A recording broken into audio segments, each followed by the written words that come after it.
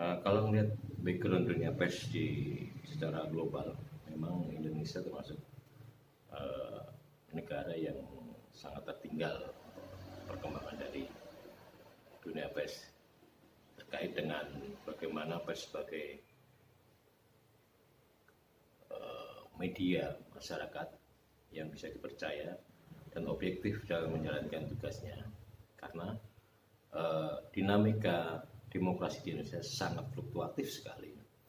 Akhirnya dunia pers pun juga berpengaruh perkembangannya. Sampai sekarang pun bentuk dunia pers yang bisa diharapkan oleh masyarakat di Indonesia masih belum bisa diharapkan secara baik.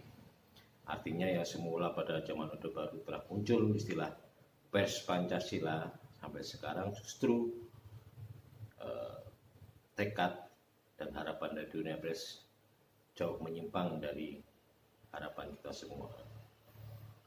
Untuk itu saya sebagai pelaku pers yang cukup lama sangat paham betul bagaimana pers Indonesia sekarang dari waktu ke waktu tidak menunjukkan hal yang lebih baik dari pers yang idealis, khususnya pers sebagai pilar keempat demokrasi negara Republik Indonesia itu sendiri. Apa yang menarik dari dunia pers? Yang menarik adalah bahwa dunia pers itu sebetulnya harus menjadi kepanjangan atau mediator atau media harapan pendapat dari masyarakat sebagai wujud tombak ke depan masyarakat menyampaikan pesan-pesannya kepada birokrat, kepada pemerintah. Tapi pada kenyataannya sampai sekarang pun dalam perkembangan di Indonesia itu dunia pers masih belum banyak bisa diharapkan. Kepentingan masyarakat yang harusnya diperjuangkan malah ada kecenderungan diabaikan oleh dunia pers itu sendiri. Kalau makna pers, kalau ngomong soal makna pers di negara yang udah sepakat menjadi negara demokrasi, bahwa pers harus ada peran penting dalam mewujudkan demokrasi itu sendiri. Dalam hal ini para pelaku insan pers sendiri harus tahu betul bagaimana harapan dari publik bahwa dia bisa berperan lebih banyak untuk kepentingan membangun demokrasi itu sendiri. Namun apakah dunia pers siap untuk menghadapi peran dan yang banyak diharapkan oleh publik itu? Saya kira masih jauh dari harapan. Pandangan tentang pers di Indonesia, saya cukup banyak mengenal dunia pers dari masa ke masa. Kalau lihat perkembangan dunia pers di Indonesia sampai sekarang itu udah pada titik nadir. Artinya tidak banyak yang diharapkan oleh publik, karena sebagian pers sudah bagian dari suara pemilik modal.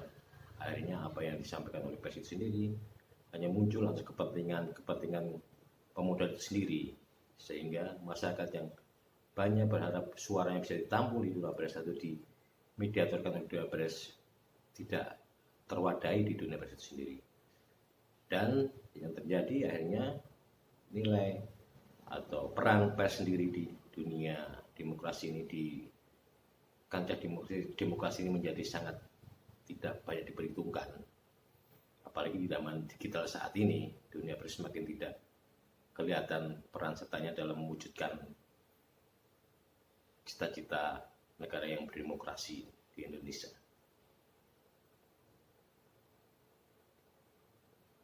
Tentang impian depan untuk pers Indonesia, saya berharap dunia pers Indonesia akan berkembang pesat dengan pengalaman dari jajak Orde Baru, waktu kita pers sangat ditekan oleh pemerintah saat itu, sehingga terkesan pers tidak ada perkembangan, ada kesan bahwa pers pada saat itu menjadi mandul. Namun pada saat itu justru zaman Orde Baru para insan pers sangat berusaha menciptakan jati dirinya lebih baik di tengah-tengah tekanan dari pemerintah. Di situ malah kelihatan bahwa pers Indonesia ada perkembangan yang menunjukkan peran serta dalam memperjuangkan kepentingan masyarakat. Namun setelah terjadi reformasi tahun 2019, 1998,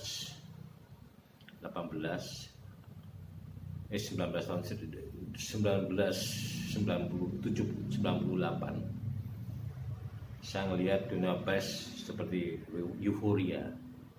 Semua pers perannya sudah tidak lagi mencari fakta-fakta yang benar.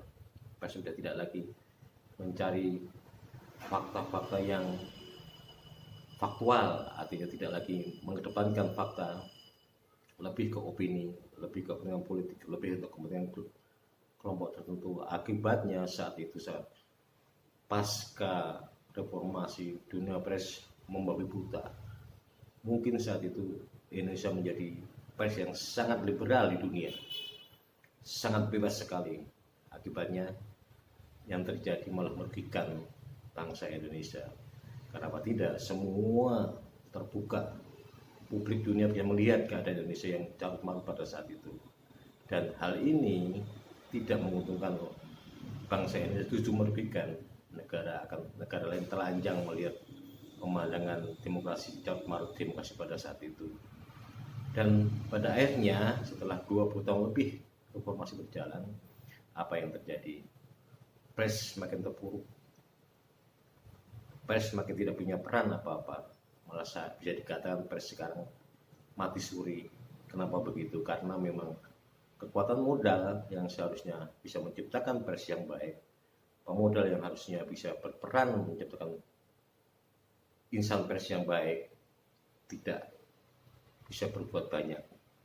Pemodal akhirnya berkolaborasi dengan birokrat, berkolaborasi dengan rejim, dan hasilnya semua pesan yang disampaikan di media mereka banyak yang pesanan dari perintah, banyak yang merugikan masyarakat, dan terbukti bahwa banyak pesan-pesan masyarakat tidak sampai ke birokrat, tidak sampai ke pejabat-pejabat yang berkepentingan terhadap nasib kehidupan rakyat pada umumnya.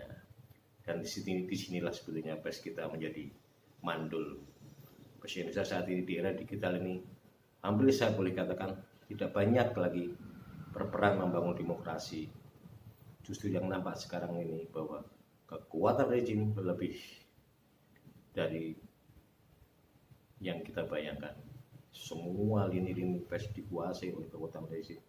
Semua lini-lini pilar-pilar demokrasi, pilar-pilar dan regulasi hampir semua dikendalikan oleh pemerintah. Akhirnya yang terjadi, rakyat tidak banyak berharap dengan dunia pers pada saat ini. Rakyat sekarang lebih senang, lebih cenderung memperhatikan perkembangan dari media sosial yang sekarang lebih tumbuh berkembang pesat bagaikan rumput di musim hujan. Hampir semua fakta-fakta di masyarakat muncul di medsos. Akibatnya dunia pers menjadi tertinggal tunggang langgang, tak bisa mengikuti perkembangan medsos. Hal yang seperti inilah menurut saya perkembangan yang kurang baik untuk dunia pers itu sendiri. Dan seharusnya dunia pers mulai mencari jati dirinya, mulai mengungkap peran serta yang harus diwujudkan pada saat era digital ini. Saya lihat kalau kita mau jujur, hampir semua media digital, semua pesan-pesan dari rezim sangat kental sekali. Hal seperti ini sebetulnya bukan potret yang mengembirakan untuk dunia pers ke depan. Sangat dibayangkan bahwa instrumen yang mendukung dunia pers seperti Dewan Pers dan lain-lain, Menteri Penerangan dan lain-lain, atau Menteri Komunikasi, sekarang hampir tidak ada yang memperhatikan perkembangan dunia pers sendiri. Dan cilakanya sumber daya manusia di dunia pers itu sendiri tidak bisa memenuhi harapan dari teknologi itu sendiri. Dengan yang terjadi banyak sekali insan pers yang tidak bisa bahwa dunia pers adalah keluar dari nurani, keluar dari jati diri. Mereka tidak bisa melihat bahwa pers itu sebetulnya merupakan sarana untuk menyalurkan pesan-pesan masyarakat. Dia harus punya keyakinan bahwa dengan profesi sebagai wartawan dia akan menjadi ujung tombak menyuarakan suara rakyat, ujung tombak sebagai wadah suara rakyat untuk kepentingan dari berbagai hal ekonomi, sosial, budaya. Sekian, terima kasih.